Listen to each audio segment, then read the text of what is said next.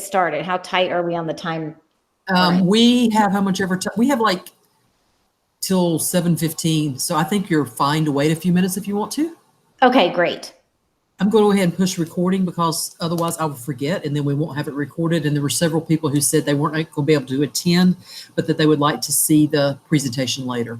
Yes, I got that. I got a couple messages too, so that would be perfect. Okay, so recording is on.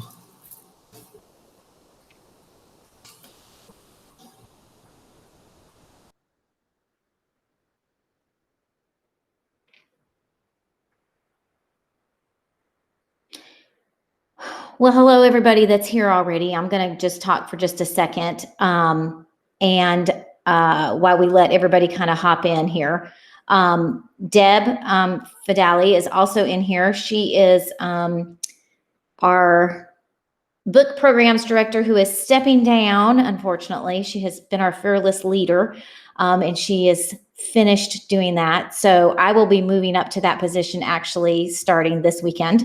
But she is going to help moderate the chat as I present. So if you have some questions, you can kind of, pop them in there, and she will she has some expertise with Battle of the Books. So she will be able to answer the questions because it's really difficult to present and also monitor the chat box. So she has graciously volunteered to do that. And I appreciate it so much, Deb, because it is a little bit challenging to do this multitasking between tabs thing.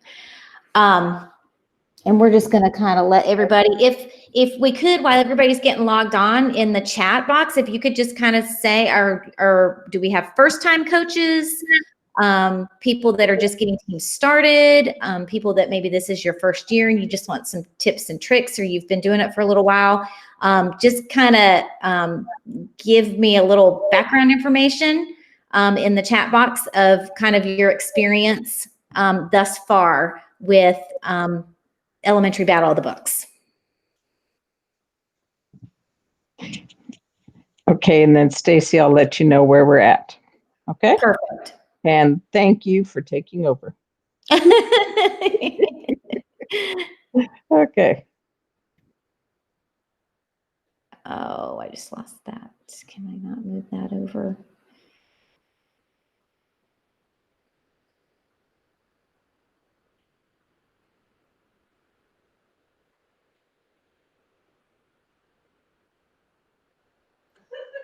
It's pretty bad when the host can't get in. Yeah, same. I was Angela, and I was like, where is she? I can't get in. I sent you an SOS email, but I'm glad you're here. I know. I guess I went ahead and went the back way in, and then I'm like, okay, now let me go back again. So I guess it was on a time thing or something. Maybe so. And before you got here, I had mentioned to Cindy too that Deb is in here too, and so she's going to kind of also help monitor the chat, since she probably can answer some of the questions as they come up, hopefully. So she kind of said she would help monitor the chat as well. Awesome. That's great. I'm excited to see, hey, Bitsy, I'm excited to see that we have a lot of new coaches that are joining. Yep. The veterans, I hope that I have information to share with you that you will be able to use. This is kind of just geared a little bit more towards first-time coaches, or ones that maybe just need to know how to get started. But like I said, hopefully you will have something, there'll be a little bit of something here for everybody. I'm going to go ahead and kind of get started. And it's kind of, it'll kind of go through this a little bit. We kind of ease into it. So hopefully as people join in, they will be able to kind of follow along and catch up. My name is Stacy Hersey. I am the current Elementary Battle of the Books chair, which I will be giving up that position, I guess, this weekend at the conference, and I'll be moving up to the Director of Book Programs. I have been involved with Elementary Battle of the Books for about probably 17 or 18 years. This is my 11th year as a media coordinator, but prior to becoming a media coordinator, I was a fourth grade teacher, and I served as a co-coach. at my school for a lot of years. So I have seen this program through a lot of different changes. It's been around a really long time, and I love it. I think it is a great program. And my students have always loved it, and they're excited about it. And even this year, with all the craziness that there is, my former students or team from last year we are doing it again this year, aren't we, Miss Hersey? And new students are kind of excited about it. So I'm glad it's an area in which good readers and kids that maybe don't have athletic strengths or sports strengths, they can shine in this area. So we're just going to kind of get in here. When you're starting out, this is kind of, I used a battle analogy, so we kind of have like a boxing analogy going on here. First of all, you kind of have to decide if there's an interest in having a team. And that mainly starts with the coach. Do we have somebody that's willing to coach it? And then you're going to reach out to your 4th and 5th grade students to see if there's an interest. I usually will hold a meeting and invite, I usually do it by grade levels because it's too hard to get them all coordinated. This year I have made a video that I am going to be sharing with the teachers for them to post in their Google Classroom and kind of do a little promo about what Battle of the Books is about, show some of the books that are on the list, kind of explain that, and then have the students tell them that they can see me for a bookmark so that they can start learning title and authors. If you are interested in having a team, the very first step for you as a coach is you need to become a member of NCLSMA. And if you are here watching this, you've probably already done that first step. So you're on the right track. Then the next step is to complete the compliance form. This year, this is on an event on the website. If you are one of those schools that's maybe like 5-8 and you decide to have 2 teams, first of all, God bless you. Second of all, you can have a team for just your 5th graders, and then you can also have a middle school team for your 6th through 8th. You can fill out this, you can register for this event twice, which you will have to do if you want to have both teams. This is due by November 1st. And we are trying to stay hard and fast to this deadline because we spend a lot of time dealing with compliance form issues. So if you can get this form in and done by November 1st, then you can have a team. If you're considering having a team and you're not 100% sure that the kids are interested, go ahead and fill this out. You're not committing to having a team, but you do need to have this in place if you want to have a team. So I would suggest go ahead and filling that out. And then, if you decide that it's not going to work out for you, no harm, no foul, but you at least have the form in and you'll be ready to go. A lot of people are having issues finding it. You do have to be logged in to the website in order to see it. So if you're only seeing, and then it's the very first thing that pops up. So if you're not seeing it, you're probably not logged in. So make sure that you're logged in. And then you should be able to see it. It's really simple to fill out. It doesn't take very long at all. Okay, so once you have kind of decided that you're going to have a team, the next thing you need to do is download the manual. The manual is located on the website. We did some updates this summer. We do have virtual guidelines in there. If we have to do it virtually, let's all just keep our fingers crossed that by spring we can have this live and in person. But go over and look at the requirements, look at the rules, look at the how the rounds work, familiarize yourself with all of that so that when you are getting ready to have your team and you're having practices, you can have your practices be as close to competition settings as possible. So get your manual. Obviously, you want to look at the books, the book list, and go ahead and purchase books. You can also get ebooks.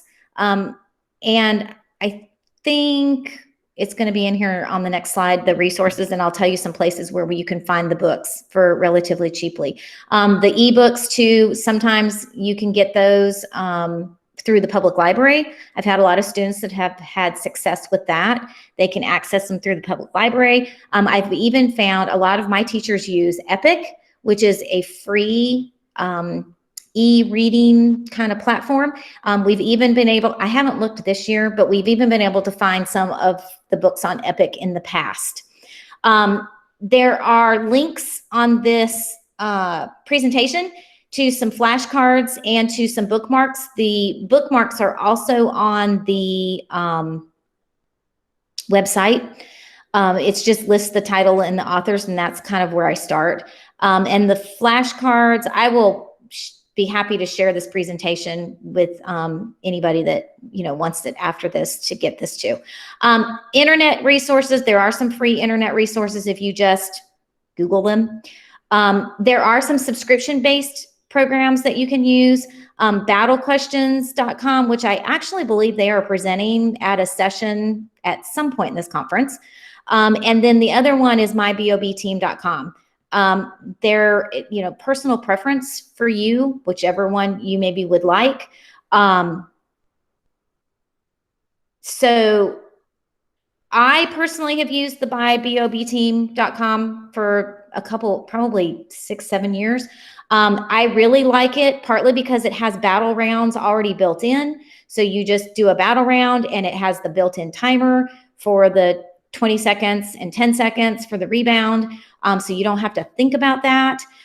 There are practice questions that the kids can do online. There's title author. I did have battle questions. They reached out to me and I did create a free account prior to just a little while, well, a week ago maybe, and went on there, and it's kind of it's a gamified site. You get an avatar and then you do battles, and the battles are questions, which I do think as far as practicing questions, the kids would enjoy that, especially the gaming aspect. From a coach's perspective, I just kind of like that the BOB team has the built-in battle rounds kind of set up for you already. It's just a little bit less thinking. I'm not sure I know the price for battle questions. I don't think I got that information when they sent it out to me. The MyBOB team is $125 for 6 student accounts, and you can add additional accounts. But a lot of times if you are a new account or a repeat account, you get a little bit of a deal. So the battle questions, I'm not 100% sure what the price is. And yes, Emily, writing your own questions is a chore. When I first started doing Battle of the Books, that was one of the requirements that we had of the students, was that they had to write questions, and then we would use those questions to compete. And when you're dealing with 4th and 5th grade students, that was a struggle in itself because their questions were not always very rigorous. Thank you, Angela, for putting that in there for battle questions for the price. I wasn't 100% sure about that. So just check those out. And again, it's personal preference, whichever one works best for you. There are some paid options. There are also some free options that you can kind of look at. If you use Kahoot, my BOB team usually will also send links for Kahoots. And I know Battle Questions mentioned Kahoots too, or Kahoot. So you can also just search Kahoot, and there are some pre-made Kahoots for practicing. Say that 5 times fast. Okay, so here are some resources. If you are a Title I school, First Book Marketplace is a fabulous place to get books. You do have to apply, and you do have to be a Title I school, but it's not a lengthy application. You pretty much just submit your information. I think last year I was able to get Where the Watermelons Grow for like $3 a piece. And I got several other ones that were on the list this year too for really good prices. So I would encourage you, if you're a Title I school, to look out. The First Book will also give you ebook access codes for free, and you can request, I think it's up to 1 for every student in your school. I did it a couple years ago, and I just kept the codes on hand. So they have elementary and they do have middle school. Some of the elementary books will be in the middle school library. So if I would request both. And I have not had a chance yet to check this year to see if there are any of the BOB books in there, but either way, it's a lot of great ebooks that are free. The open ebooks is another option if you're trying to go digital. Kahoot.com, like I said before, you can search that and you can just search for North Carolina Battle of the Books, and they have some pre-made Kahoots that you can use. Kids love to do this. I usually use it as a kind of a reward. If we have done some battle rounds and we've done really well, then we'll get to kind of celebrate with a Kahoot. JeopardyLabs.com also has some Jeopardy style games that are set up that use the Battle of the Books questions. My EBOB team also does have that in there as well. So they do some Jeopardy style games within the program, within the website. Pinterest, always, if you search for EBOB boards, there are always some ideas on there. And then teachingbooks.net is a really helpful site for using when you are pronouncing, determining how to pronounce authors.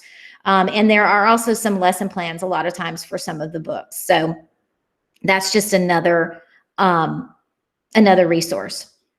So round 3 is the logistics. This is kind of where the meat of your team comes in, and this is where you have to really think it through. How are you going to recruit the students? You know, are you going to practice during school or after school? Again, in this whole virtual world, you're going to have to kind of maybe decide how that's going to look. Depending on if you're virtual or if you're hybrid. Even hybrid doesn't necessarily work if you don't have your whole team there on the same days. So are you going to do it multiple times? I have actually set up a Google Classroom for my EBOB students that are showing an interest. And right now I just post some different resources in there for them to look at. I kind of will put some little tips in there. Some of the students will share a book that they're reading, and we'll, you know, briefly have a little bit of back and forth about the book, whether they're liking it, what they like about it, all of that kind of stuff. Because we're just in the very, very early stages. Practice format, again, how's that going to look like? How are you going to do it in where are you going to do it? How's that going to work? The team member requirements, make sure you understand and read in the manual, all of that. They need to be 4th and 5th grade students. That's really pretty much it. How students make the team. I had somebody email me this week and said, I need the test so that I can determine how to set my team. We do not have a test for you. How you determine your team members is completely up to you. You may have a max of 12, 6 compete at a time. So if you have 12, I've seen people that have taken, you know, they kind of have like an A team and a B team, and they alternate during rounds. So the A team will go in and compete, and then the B team will go in the next round. You know, that's completely up to you. But 12 is the max that you can have. And somebody asked, what's the minimum? The minimum is 1. I mean, if you only have 1 student that wanted to do it, or 2 students, we actually had a team in our county last year that had 3. They had 3 team members. That was all that was interested. And the coach said, I'm going to bring these 3 girls. And they were amazing. And they were very tough competition. Sometimes the smaller teams actually are the tougher competition because you're not swapping people out. And so they get their conferring down to a science. They know who's an expert on which book. And so they don't spend a lot of time arguing. Sometimes when you have a big, huge team, they spend more time arguing with each other than they do conferring. So you just kind of have to determine that. If you have a lot of interest, I usually start with the title author quiz. I make a matching title author quiz. I pass out the bookmarks at the, you know, when I have an interest meeting, I will give them the bookmarks, and I usually give them a fairly short time frame, maybe about 2 weeks, 2.5 weeks to memorize the titles and authors. And I tell them that is their first process of elimination, because if you are dedicated to this, and I'm willing to put in the effort, you can memorize 15 titles and authors in 2 weeks. You know, it's not a very big challenge. And then I will bring them in. This year, I have actually created a Google form so that I will administer it and open it on the day. You know, when I decide that. I haven't decided that yet because I still have a couple other classes that I need to talk to. And then I will say, you know, here's the form. You need to do this quiz and submit it. And I will kind of look at that and determine. Some years I've had 50 kids show up for the interest meeting. And, you know, I usually tell them as I'm talking and kind of explaining, I say at any point during my presentation that this sounds like it's not for you, you are welcome to leave. And I don't have hurt feelings. I still love you if you decide that you're out. Because it usually, kids are like, yay, it's a get out of class thing. And then when they hear, oh, I have to actually do a little bit of work, and oh, I'm reading 15 books, and then I have the books there, and then they see, oh, those are big books. Slowly kids will start to get up and leave, and that's fine. Some of the best readers in my school, my most voracious readers, do not want to do battle of the books because they are like, I like to read what I want to read. I totally get it. That probably would have been me in 4th and 5th grade.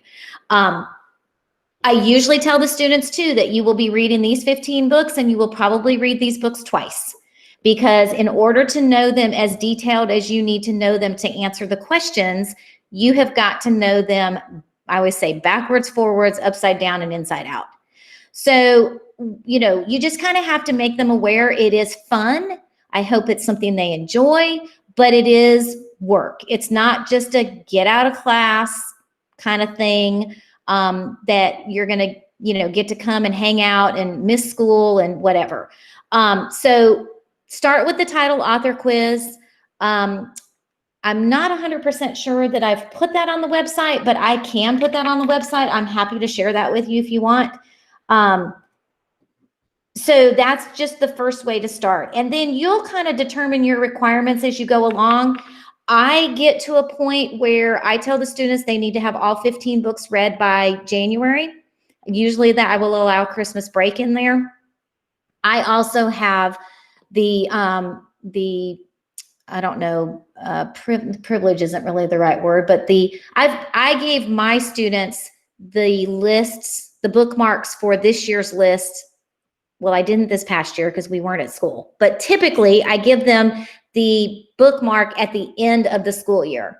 So I go to the 3rd and 4th grade classes. I kind of talk about Battle of the Books. I say, if anybody's interested, here are the lists, start reading this summer. And so a lot of times I will have students come back that they've already read, 3 or 4 books over the summer, which is great.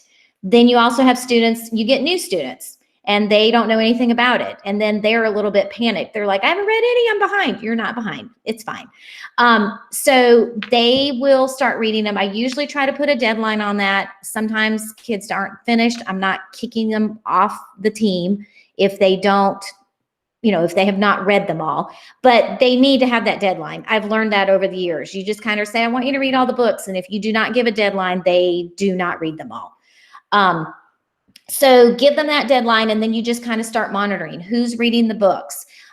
Usually my team kind of starts to whittle themselves down just by kids say, I can't do this, it's too much. I'm not keeping up with the reading. I'm not really having formal meetings at this point. I'm just talking to the students as they're coming to the library. I do have a special Battle of the Books section where all my Battle of the books are kept, and only students that are interested in trying out for the team get to check out the BOB books, because I don't have many copies of each, and I don't want them circulating and stuck with a student that is, not going to join the team at all. Once we get past competition time, then I open that section for everybody, and everybody can read those books. All the past EBOB books are in the regular stacks, so students have access to those. But because I only have 2 to 3 copies of these books, they're kind of reserved for those students.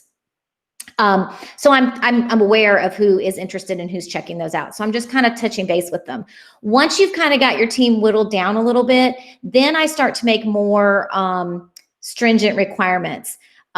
Within my BOB team, there are comprehension tests. I usually require the students to take those, and they record those.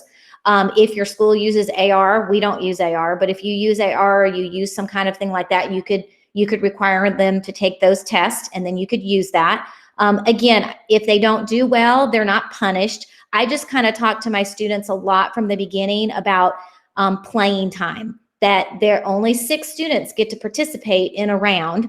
In our county, we do multi-room format. So they know, you know, that they can compete in a round, and we usually have about 15 rounds, and they have to kind of earn their playing time. So if a student has made 100% on the comprehension test, they've read all the books, they do question practice, which I'll talk about that in a second, and they've answered, you know, 1,500 questions, and then Susie's read 10 of the books. She's making like 80s and 90s on her quizzes.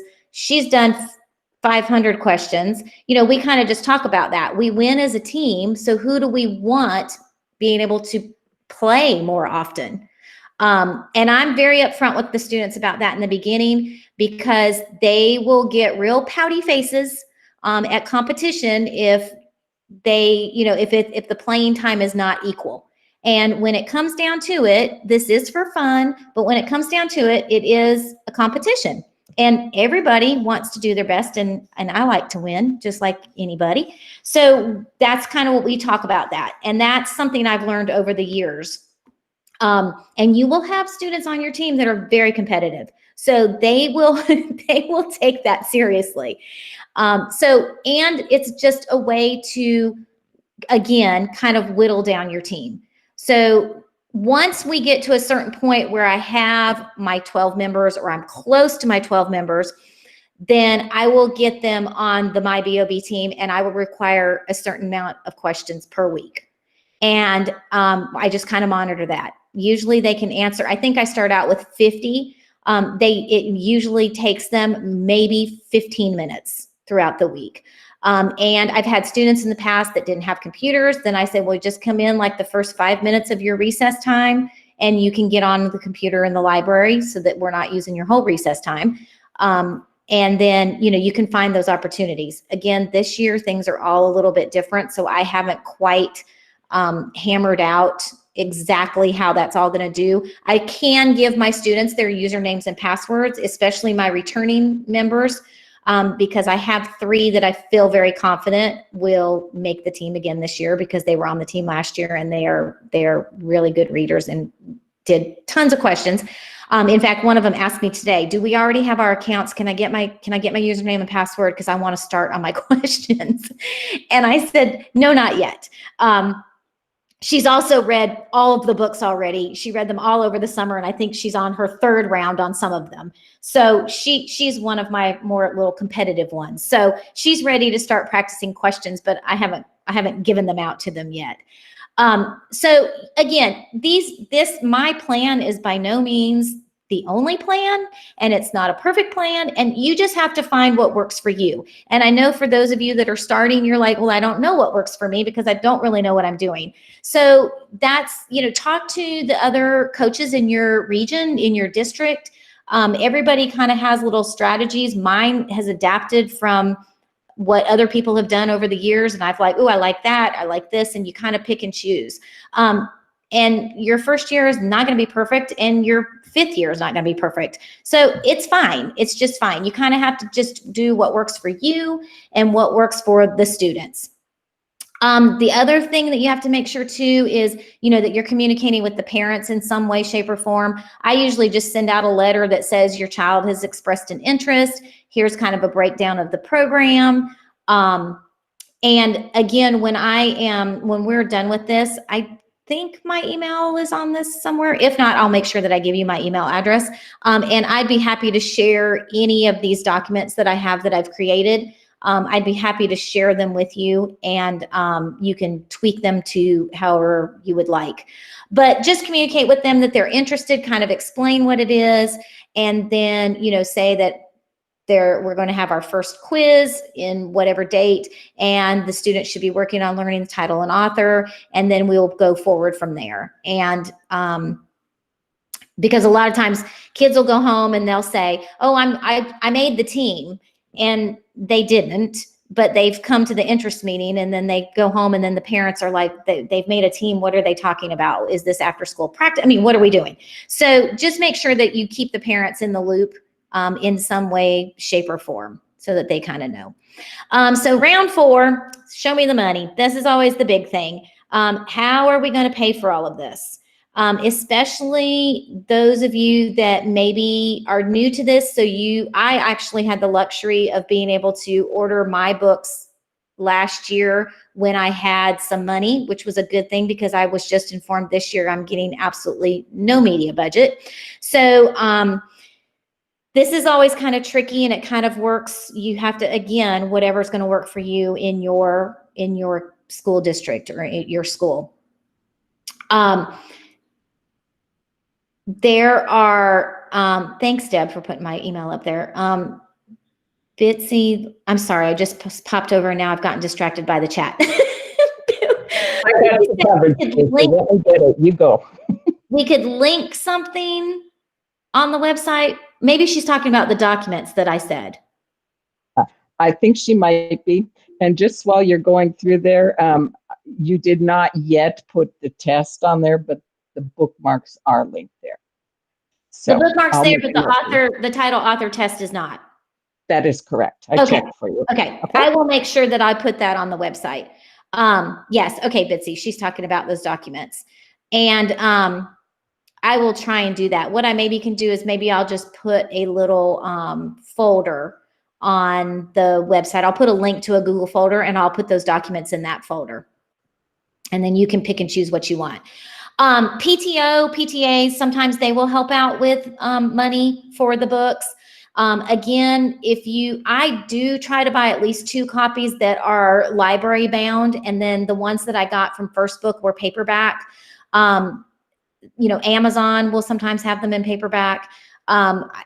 I try not to get too many of those because they just fall apart and then you've kind of wasted your money. I'd rather spend a little bit more money getting ones that are library bound that are going to last a couple years. Because for those of you that are new, I don't know if you are aware of this, but we recycle the list.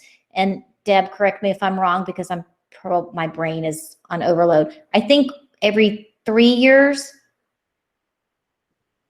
Every 3 years, plus there's a list of what won't be used again. Yes. So we will take a list. That doesn't mean we reuse the whole list, but we start from the list that's 3 years old. And then we kind of eliminate some and tweak, we say, when this one's run its course, this one's not so good, let's add. We usually try to add a third of the list new so that you're not trying to buy 15, or 30 copies of new books every year. So you want to spend a little bit of extra money to make sure that they're going to last because you may see them again in 3 years. Parent donations, that's always a good thing. Some schools, I don't do this, but some schools will maybe charge a student fee, kind of like a club fee. That probably works a little bit better at middle schools than it does at elementary. But if your school allows that, you could do that. And then you could use that money for whatever. You can maybe get a business sponsor. We've also had in the past where we've had someone sponsor to buy t-shirts for the team versus having the students pay. You could always do a Donors Choose, excuse me, a Donors Choose project to get some of the books if you don't have the money for those as well. As far as the t-shirts too, usually I would check with your county before you get real invested in that because different counties handle that differently. Sometimes in some counties it's a big deal. Every team designs their own shirts and it's kind of a part of the day. Again, with this all being virtual, I think I would still get shirts because that's fun.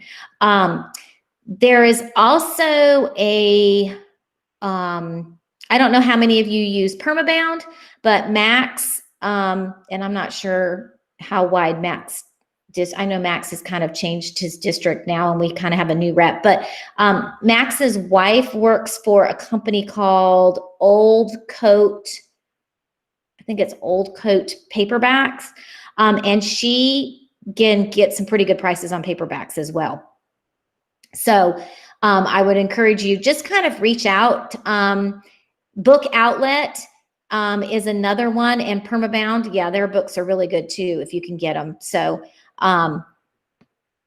there's a lot of options out there. Just kind of ask around. And again, ask in your county because some of the people will have some local stores and local places that, they may work with that are really good. So that's a good way. So the last thing I wanted to I think it might be the last thing we want to talk about is book nominations. Anybody can make a nomination. Any librarian, if students come to you, we've actually had students that we got the sweetest letter last year. our committee did from a little girl that was wanted to nominate a book, and she mailed us her recommendation with the cutest little illustration and everything, and she made a plea for her book.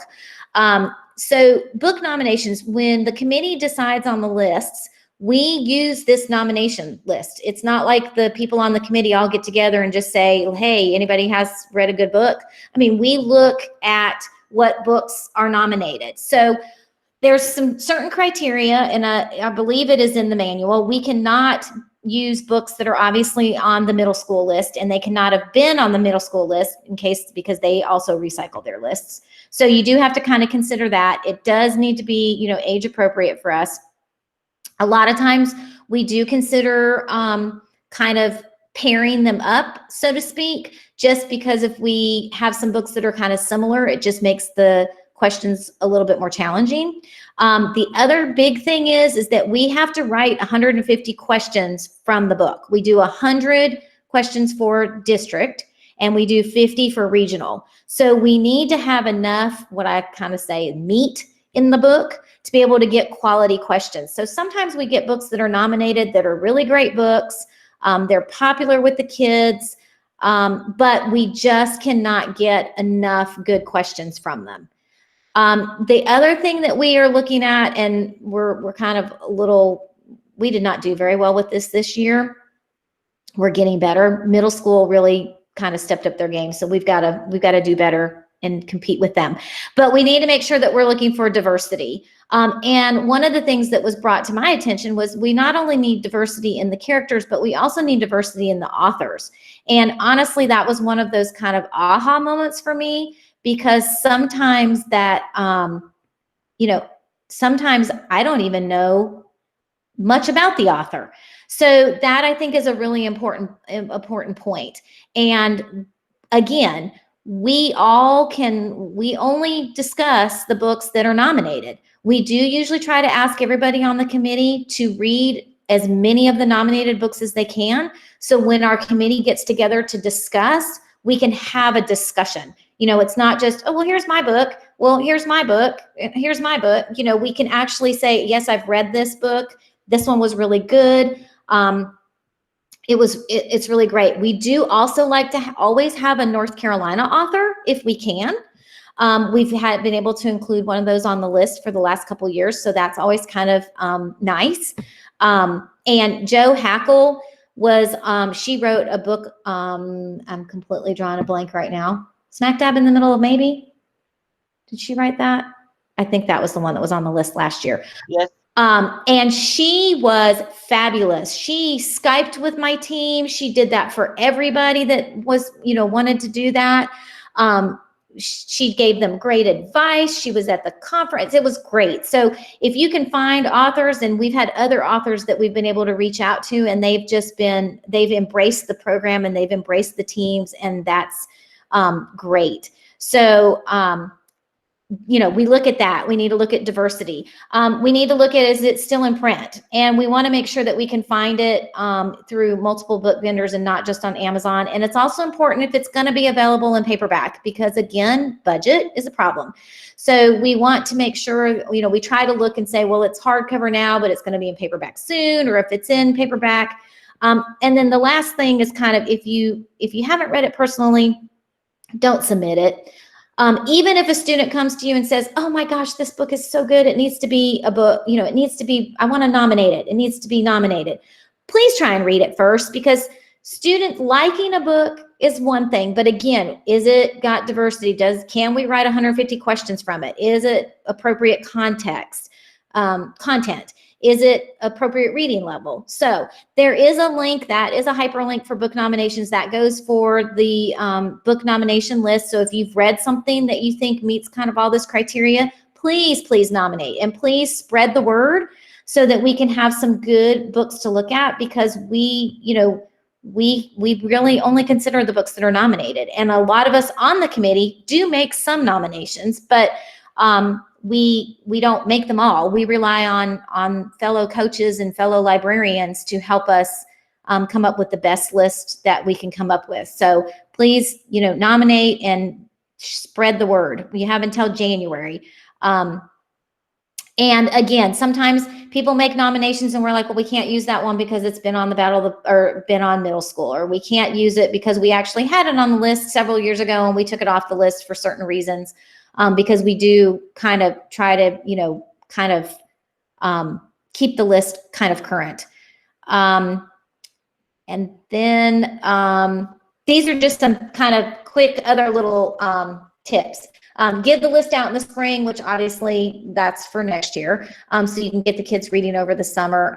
Make sure that your guidelines are clear to the students so that they kind of understand the expectations of how to make the team. Because like I said, they'll come to the interest meeting and then they'll start walking around saying, well, I'm on the BOB team. And I'm like, you are not yet. This was just the interest meeting. You can, again, keep the parents involved, just kind of when we use Class Dojo at my school. So once I got down to where I, was narrowing my team, I created a Class Dojo class. And so that was really easy to communicate with parents. Hey, parents, don't forget, we're going to have a quiz tomorrow, or we're going to have practice in the morning. Remind your student, that we're going to do that. So it was just kind of an easy way to keep communication open.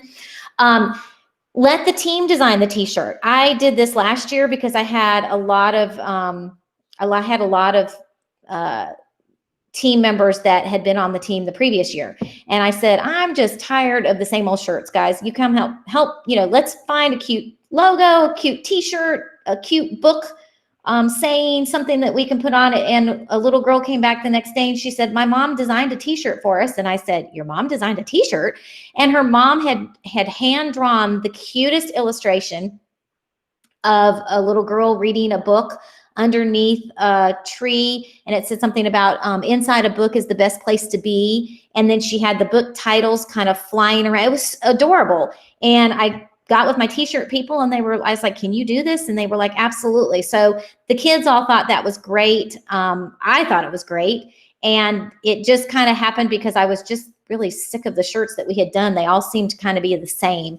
And I actually helped moderate at the regional competition for middle school. And they had some serious shirt game going on. I was very impressed. They had really cute, punny little book sayings on there. And I was like, okay, then after I went back, I said, well, we've got to do better next year. So I was really excited that parent did it. Unfortunately, she moved up to 6th grade this year, so she won't be able to do the shirts again this year. But you may have a student that is artistic, or even if they just say, I found this on Pinterest, this would be cute. How can we make it work for us? Because they like to be part of the process. Have students read and reread the books, because the questions are very detailed. If you have never heard Battle of the Books questions for a competition, or you've not really ever been exposed to that, I would definitely encourage you to look at some of the sites, or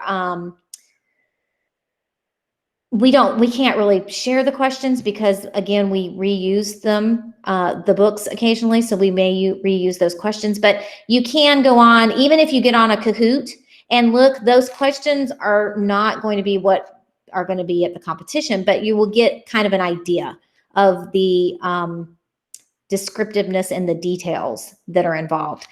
A lot of times we have, this kind of just happened organically for me, but I have students that kind of become experts on a certain book. I had a student 3 years ago, because we just had League of Seven last year. So it was 4 years ago. It was the first time we had League of Seven. Oh yes, Deb, thanks for saying that about the books and titles. You can't have those on the t-shirts. I had a student that we had League of Seven the first time it was on the list. I think he probably read that book 10 times. He was obsessed with that book. He loved it. So it became pretty well known in practice that if he said the answer was the League of Seven, there was to be no conferring and no arguing. If he said that, then we went with it.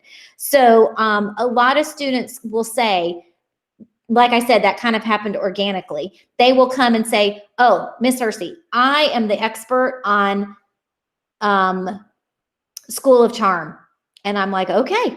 And so they kind of take that ownership and they kind of take pride in that. And I know at middle school, especially, a lot of middle school coaches, because they have 22 books, will kind of chunk the books into smaller little groups and then have students kind of become experts on a group.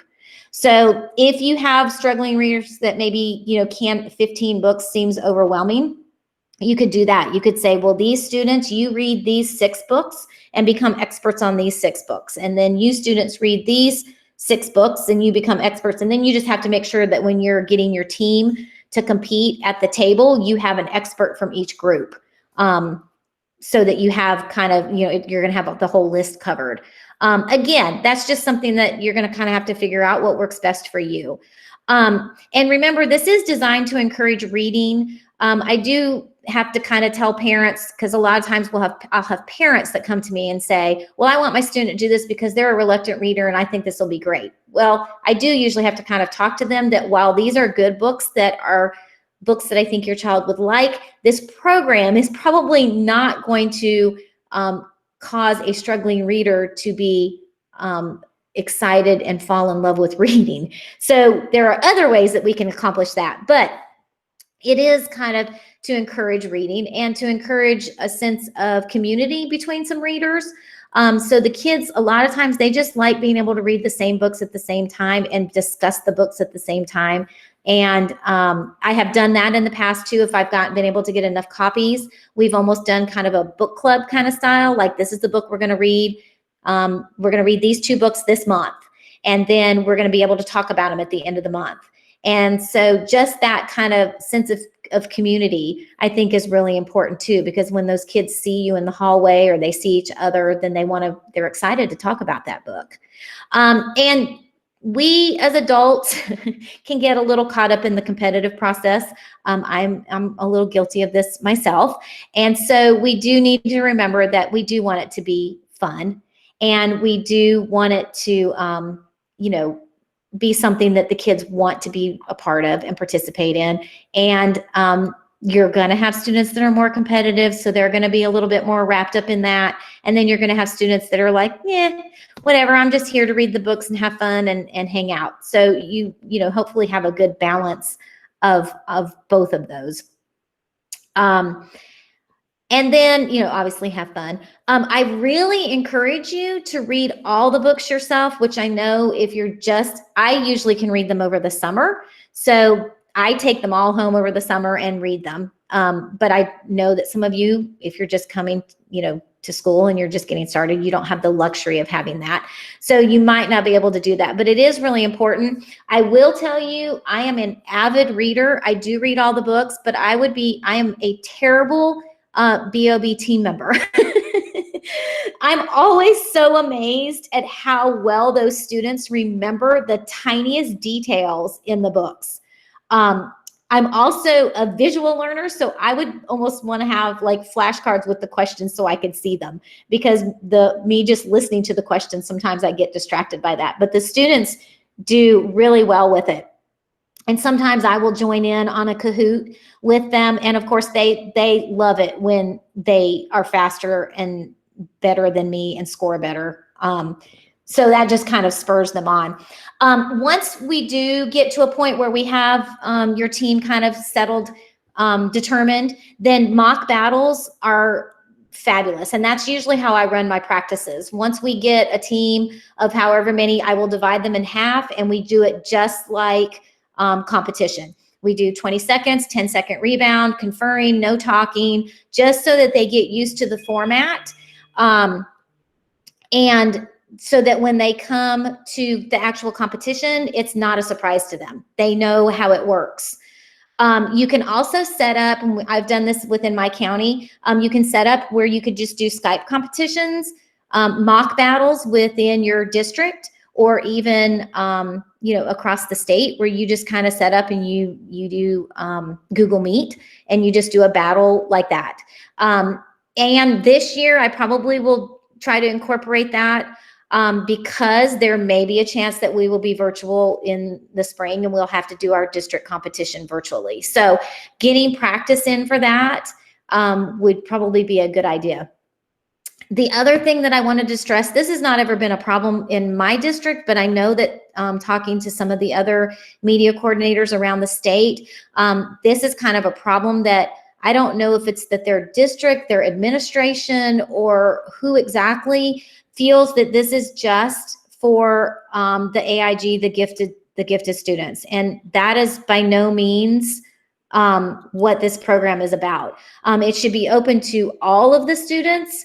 And I encourage you to, to try and recruit across the students. Sometimes your readers that are not so strong are a little intimidated by the books and by the length of them and the number of them. But I would encourage you to find ways. I had two of my strongest readers in the past couple years.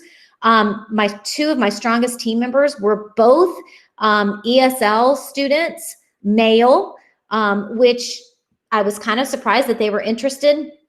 First of all, because boys, sometimes you just have a harder time getting them to be interested. And, English was not their first language. And so I was so proud of them for trying, and they were fabulous. And they were on my team for 2 years in a row, and they were so good. And they were such good ambassadors for the program because they would talk about it all the time and try to encourage other kids to come and join. And they are certainly not two students that would have necessarily been on my radar as ones that I would have thought would have been interested. But when I did my interest meetings and gave them the bookmarks and they started getting the books, and they were interested and they were talking to me about the books, and I said, I'm so proud of you boys. You are just doing an excellent job. And they just kept on and kept on. And they ended up being, like I said, some of my strongest members. So please don't just, have AIG kids in mind. Please kind of open it up to everybody so that we can let kids that, like I said, some of my students, they're not real athletic. That's not their thing, but books are their thing and reading is their thing. And this is a way for them to shine. Look over the manual, print it out, keep it handy so that especially in this first year, so that you understand how all the setup goes and understand the rules, because it does take practice. And recruit help, get other teachers. Like I said, I started out as a 4th grade teacher. The media coordinator and I, the very first year, were first new to it, and we kind of struggled through together. And then I got a new media coordinator, and she didn't know the first thing about all the books. So she was like, please help me. And so that was kind of nice because we had somebody that had a little expertise. So if you can get a teacher on board that you can kind of train, then if something were ever happening, you would go to a different school. Or if you're new to the school that you're at, maybe there's a teacher that has helped and could be a resource for you. So ask around about that. And then just remind them that there is a time commitment. A lot of students, I've had students in the past too that want to do it, and then dance season starts or baseball season starts or whatever. And then they're like, I can't do this because I've got this other commitment. So I try to talk to them about that ahead of time. Think about what you have going on in your life. Are you going to have time in the spring? Because that's when we really start practicing more. And I do that all during school. It's just too challenging to get elementary people to come pick their children up in a timely manner after school. So, but think about that, because you're still going to be reading the books. You're still going to be practicing the questions. Are you going to have time in the spring? You have time now, but are you going to have time in the spring? So make sure that they understand, again, it is fun. But it is a time commitment, and they need to make that commitment. And so the last thing here is that, I hope that you have a great year with Battle of the Books. Even though I'm not going to be the chair any longer, I am still very much connected with this program. And I will be here to answer questions or assist if I can. I have linked the regional coordinator list on here because they are a local person that would be a good person to get in contact with you. They can also put you in touch with your district rep.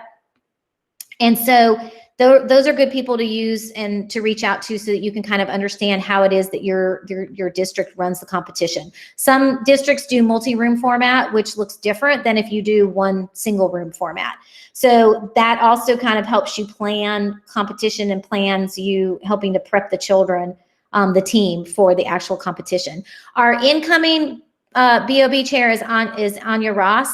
and she's coming on board. And I completely dropped the ball about inviting her to this tonight. So that is completely on me. Emily, yes, that is the breakout rooms. We did talk about that. And yes, if you are doing that with, like, let's say we were doing a Google Meet with another school, then you could just kind of, your team could obviously confer, mute their mic, and they could have time to confer. And then, oh, you might be talking about if your kids are all in a different, like not in the building at the same time. So yes, breakout rooms would be one thing so that you can, and again, like Deb said, it depends on whether your district is using Google Meet or if you're using Microsoft Teams or if you're using Zoom or whatever it is. So breakout rooms would be a good thing. I'm sorry, Emily, I got what you're asking now. So if your students are all still virtually, then yes, that would be what you would have to do. And that's one of the reasons that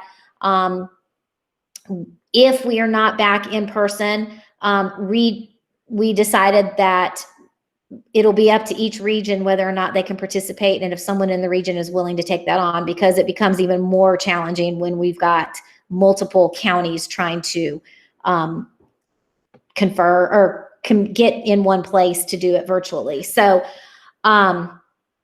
yes, Belinda, if you are totally virtual, you will be able to participate, especially in your county. We kind of talked about that. Deb, did you want to say something? School library. Does the virtual school have a school library? So that was the other criteria. We have the rule that we have to have a school library staffed, and most of our schools have a school library staffed. They may be doing virtual instruction at this time, but they still have the school library. So as opposed to NC virtual school, is that what you're referring to, Belinda? Or are you referring to a regular school that is working virtually?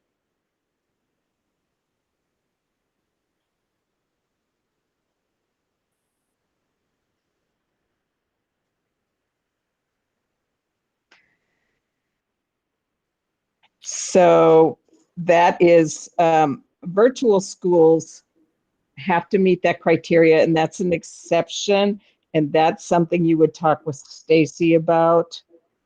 But we have always required that we have a staffed circulating library, staffed at least half time by a certified person. That's for the school. Stacy, did you want to add anything to that? No, because we're going to have to kind of think about that. I know. And that's something new. And my county has a virtual academy as well. But what we're doing with that is those students are still like my students. So they are still, I'm still their librarian. They just have just opted to be virtual for the first semester. So if I had any of the students, I could kind of Google Meet them in. So we'll have to kind of think about if that is a virtual school in and of itself. I think then that, Stacy, goes back to the district. For example, if, Elizabeth, are you in Winston-Salem Forsyth County Schools? Yes. So those students are going to be, our school board has to make the decision as to how those students will or will not participate in after-school activities or clubs. And the last that I've heard, that they hadn't quite delineated that. They're still figuring that out. But if they do allow that kind of participation, then I do believe that they will be centered at their school, because that's how the distribution of equipment is. In other words, I have 100 students of mine that are in virtual academy. So that one is stay tuned. Now, if you're talking about having virtual academy students having their own team, that's a different story. Right. But tied to the school, like Stacy said, is something different. And it's new territory, and we're defining it as we go along. Right.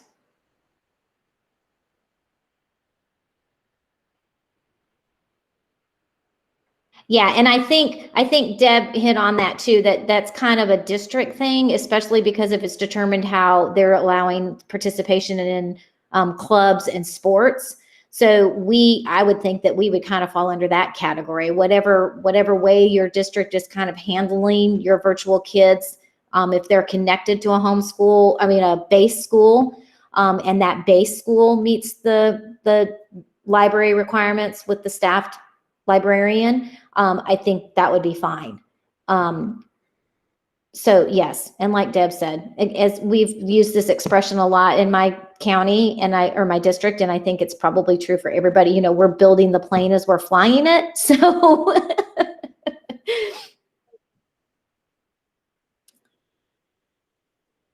Kind that, of like clear as mud.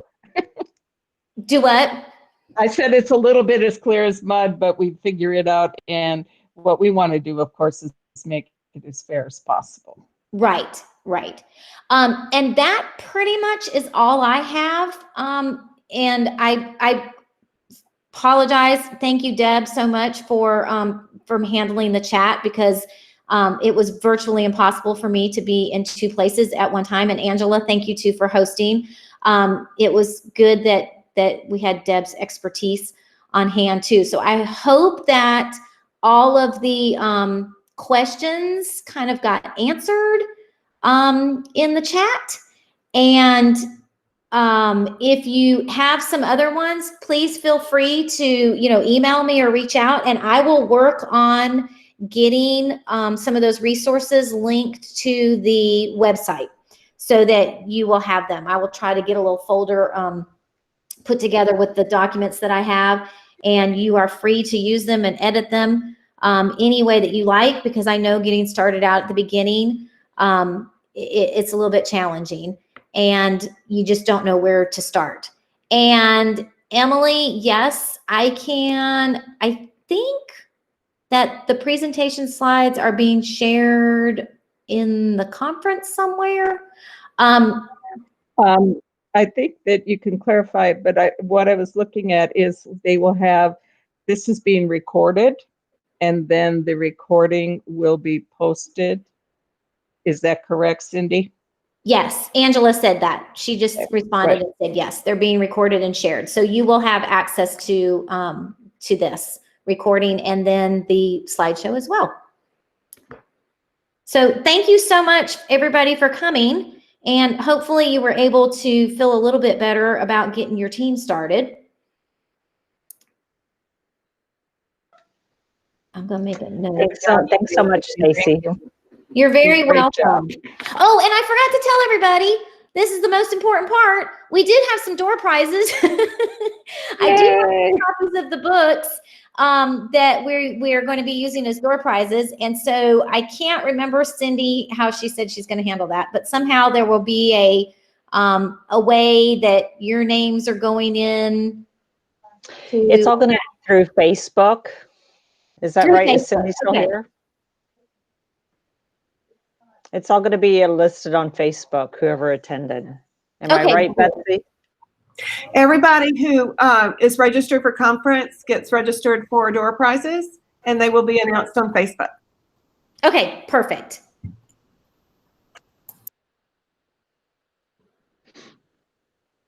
Thank you, Stacy. One more time, you did a great job. Okay. Oh, well, thank you, Deb, for helping. That was super helpful. Yes, thanks, Stacy. Sorry about the confusion at the